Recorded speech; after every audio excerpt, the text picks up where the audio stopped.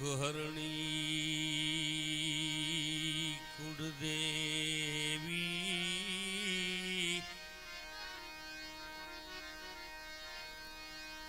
માતુ ચામુંડા કરને સહાય જાહેર જુગમાં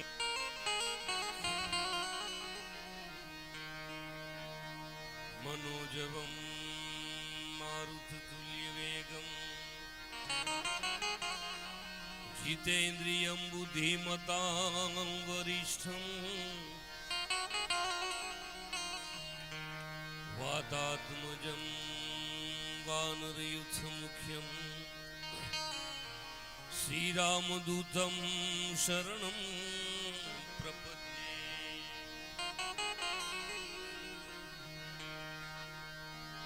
नमामि शमीशान निर्वाण रूपम विभो व्यापकम ब्रह्म वेद स्वरूपम निजम निर्गुणम निर्विकल्पम निरीहम चिदाकाशुमाकाशवासं भजेहम अनुस्फुरन मौलिक लोलिनी चारु गंगा लसद भाल बाले दुकंठे भुजंगा चलत कुंडलम ब्रुषुनेत्रम विशालम प्रसन्नानंदम नीलकंठम दयालम। આજે વીર વછરાજ દાદાની જ્યોતની પધરામણી વણોદ ગામને આંગણે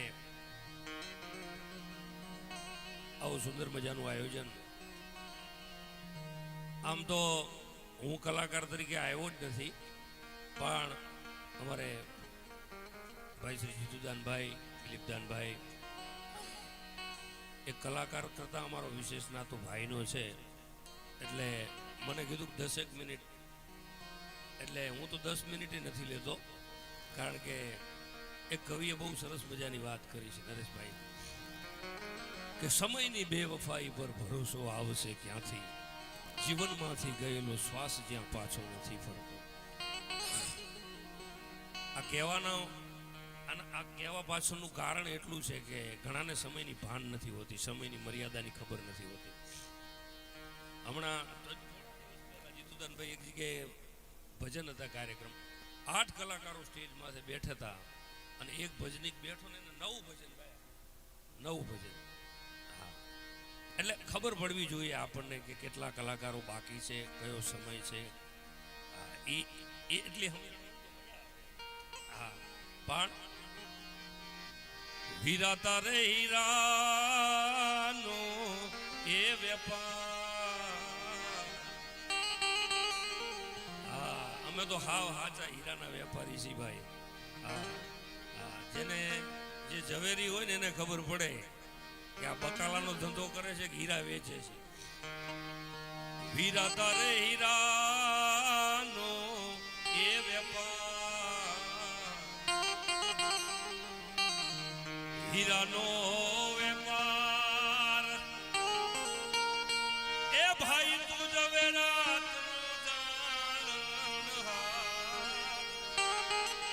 હીરા તારે હીરાનો એ વેપાર।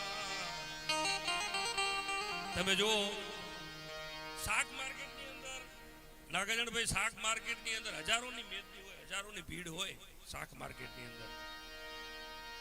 હોની બજારની અંદર આખા દીના 5 ગ્રાહક આવે ને બકાલા માર્કેટ એને વટી નો કે એને ટપી નો કે, સારું સાંભળવા વાળા ભલે ઓછા હોય, હા, પણ સારું સાંભળવા વાળા હોય તો બોલવાની મજા આવે। હા, કારણ કે શબ્દની કિંમત છે સાહેબ, શબ્દ આર હે શબ્દ પાર હે। હા, એટલે ભગત બાપુ કહે છે આ મૂડી વગરના માનવી હારે તું તો કરીશ નહીં એ વેપાર। જેની પાસે સંસ્કાર રૂપી મૂડી નથી, જેને ખબર નથી પડતી, હું અમારા કલાકાર મિત્રોને કહું છું સાહેબ, અમારા ભાઈ છે એટલે હું કહી શકું સાહેબ, જ્યાં શબ્દની કિંમત ના હોય ને, જ્યાં કદર ના હોય, અહીંયા કોઈ દિવસ સ્ટેજ માથે બેહતાય નહીં ને બોલતાય નહીં। કારણ કે સંગીત છે ને એમાં સ્વરમાં ઈશ્વર છે. સ્વરમાં ઈશ્વર છે. કોઈ એમ કે સ્વરમાં ઈશ્વર છે, હું પછી મારે જે વાત કરવી છે 10 મિનિટની વાત કરીશ. સ્વરમાં ઈશ્વર છે એવું કોઈ કહેતું હોય તો હું એનો તમને સાબિતી આપું સાહેબ, દાખલો આપું. ગુજરાતની અંદર નામધારી કલાકાર સિવાય ઓછામાં ઓછા 10,000 કલાકારો છે સાહેબ. આ ફિલ્મની અંદર 10,000 કલાકારો છે.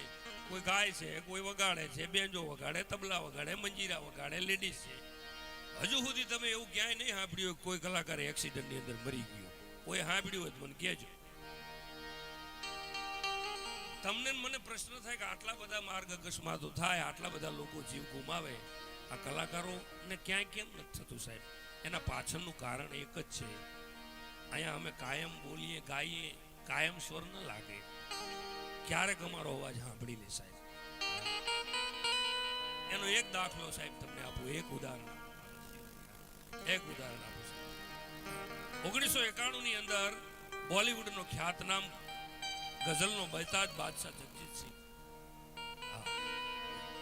ગઝલનો બેતાજ બાદશાહ જગજીતસિંહ અને સામે બોલિવૂડની સેલિબ્રિટી એક હોલની અંદર, મુંબઈના હોલની અંદર કાર્યક્રમ. જુલાઈ મહિનો ચાલે, ધીરો ધીરો આભા મંડળની અંદરથી વરસાદ વરસે અને મહાન સેલિબ્રિટીઓ સામે બેઠેલા બોલિવૂડના દિગ્ગજ ડાયરેક્ટરોથી માંડી, પ્રોડ્યુસરોથી માંડી અને રાજનીતિના માંધાતાઓ બેઠેલા, અને જગજીતસિંહના સુર લાગ્યા, ગઝલો ચાલુ થઈ. હું તમને ખાલી એક વાત કહેવા માંગુ છું અહીંયાથી કે સ્વરમાં ઈશ્વર છે, સાંભળી લેજો મારી વાત. અને આ કોઈ કપોલ કલ્પિત વાત નથી હો, હું ઓથેન્ટિક વાત સિવાય કરતો નથી. આને કીધું તું, ફલાણે કીધું તું એમ નહીં, હું જ કહું છું.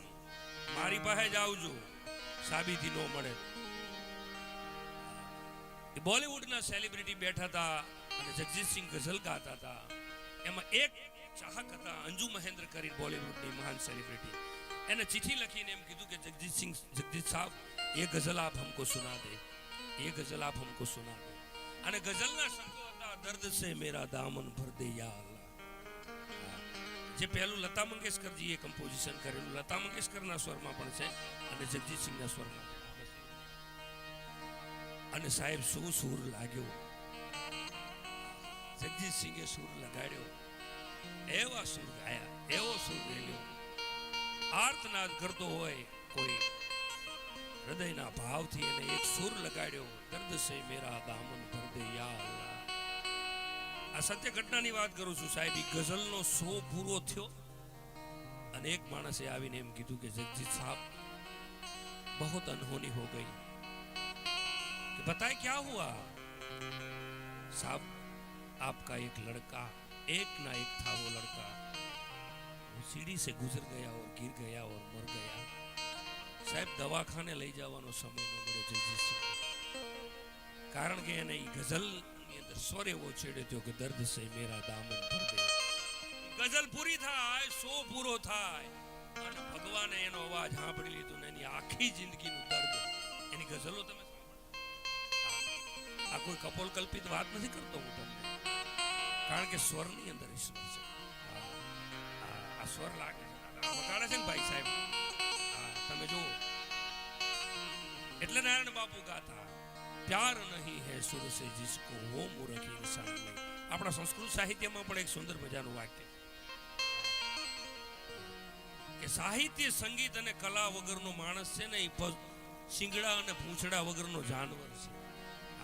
કોઈ સારો લેખ લખ્યો હોય, કોઈ સારી વાત લખી હોય, કોઈ સારો દુહો લખ્યો હોય, કોઈ સારો છંદ લખ્યો હોય, સારી કવિતા લખી હોય, અને જો તમને આનંદ ન આવે, તમને એમ ના થઈ જાય વાહ ક્યા બાત હે, તો તમે સંવેદના નથી, તમે તમારી સંવેદના મરી પરવારી છે સાહેબ.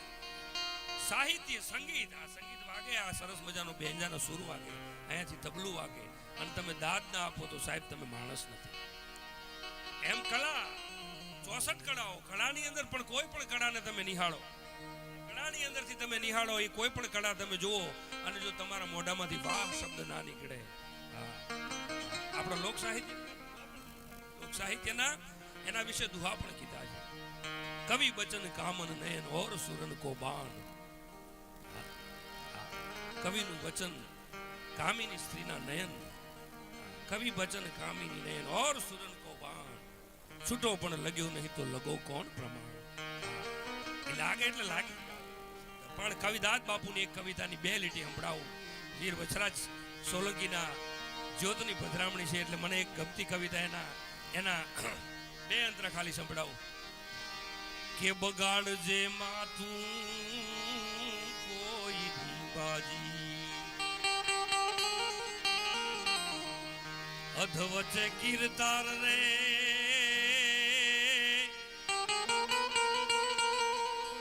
બગાડજે માથું કોઈ બાજી. પ્રાર્થના કરે છે કે હે પરમાત્મા કોઈની બાજી બગાડતો નહીં. શબ્દો સાંભળજો.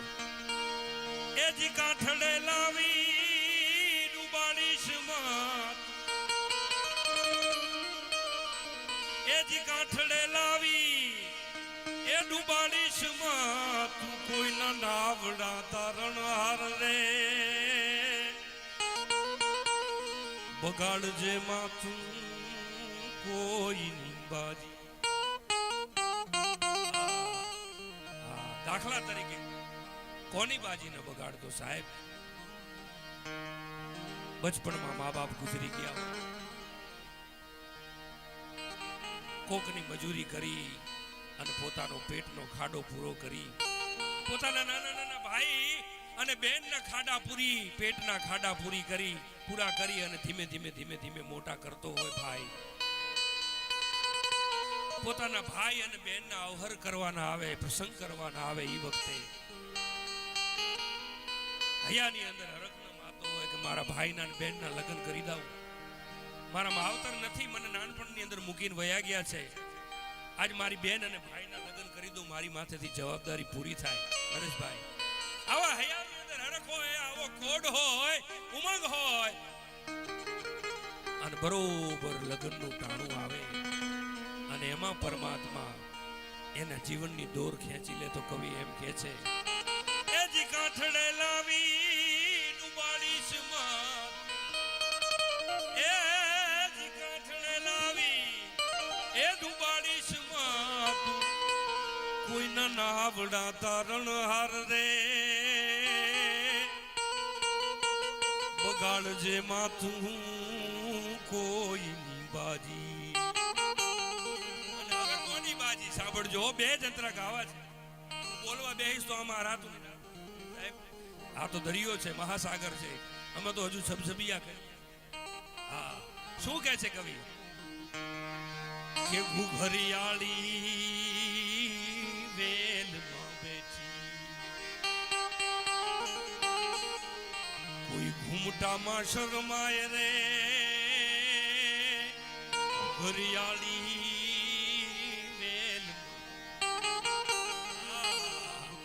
જીતુદાન ભાઈએ વાત કરીને વીર વછરાજ સોલંકી આમ મંગળ ફેરા ફરાતા હોય અને અવાજ આવે કાને કે ગાયોને લઈ જાય છે દુશ્મનો. હોય વૃદ્ધ બાળ યંગ જોબન ભર્યો હોય, બળવાન કે અબળ ઘેલો, હાક જ્યાં પડે દેશ દ્રોહી ધણી, ત્યાં ભાગ્યમાં લખ્યું ને સહેવું, પંથ અવધૂતના વીર રજપૂતને જીવવું તે પછી ઝેર જેવું. એ રાજપૂત કદાચ માયરાની અંદરથી યુદ્ધના મેદાનની અંદર જાય અને કામ આવી જાય, પણ એની પરણેતર, એની પરણેતરને કેટલા કોડ હોય સાહેબ. પોતાના ઘરના, પોતાના પિયુના ઘરને હણગારવાના, માંડ્યું છાડું કરવાના, એને કેટલા કોડ હોય સાહેબ. એટલે કવિ કહે છે કે ઘુઘરિયાળી વેલમાં બેઠી, કોઈ ઘૂમટામાં શરમાય રે, ઘુઘરિયાળી વેલમાં બેઠી, કોઈ ઘૂમટામાં શરમાય રે, એ જીના ચોખલિયાળા ચાંદલાના રે.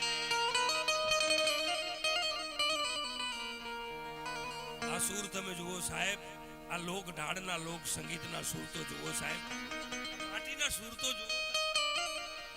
એ જીના ચોખલિયાળા ચાંદલાના, એ જોજે કંકુ ન બુહાઈ જાય રે,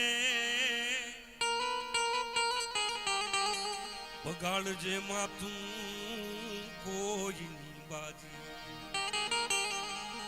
અધ વચ્ચે કીર્તાર રે. આખી કવિતાનો પ્રાણ તમે જુઓ, અમુક અમુક પંક્તિ છે ને એની અંદર પ્રાણ હોય છે.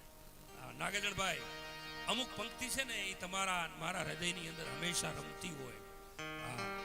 કોઈ આવડું મોટું ગીત હોય, લોકગીત હોય, પણ એની એક કડી એની અંદર એનો પ્રાણ હોય.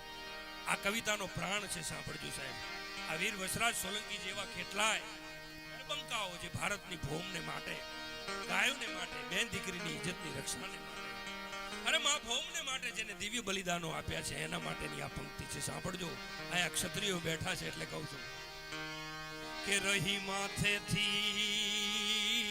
રજલુવા કોઈની જીવતી જનેતાય રે. રહી માથેથી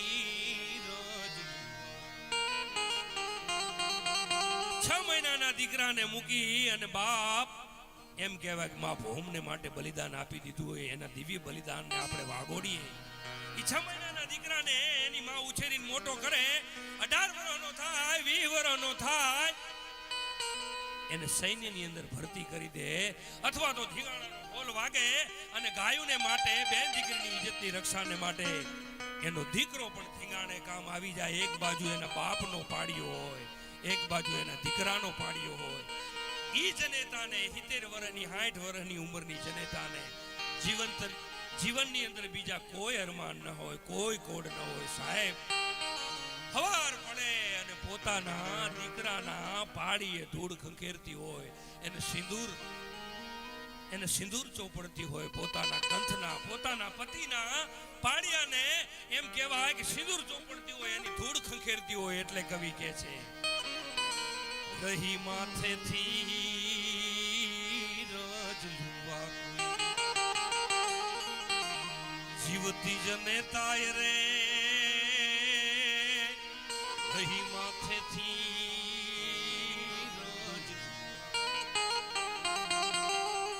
કોઈની જીવતી જનેતાય રે. એ જીયન લાડકવાયા નિખાભી ઉમા,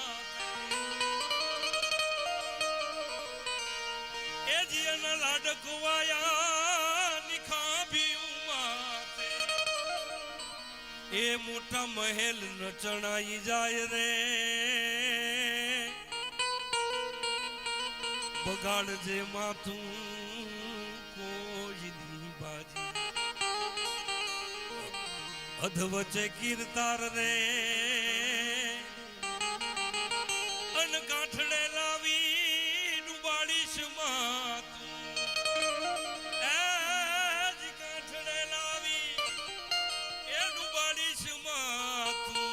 એ કોઈના નાવડા તારણ હાર રે. બગાડજે માતું.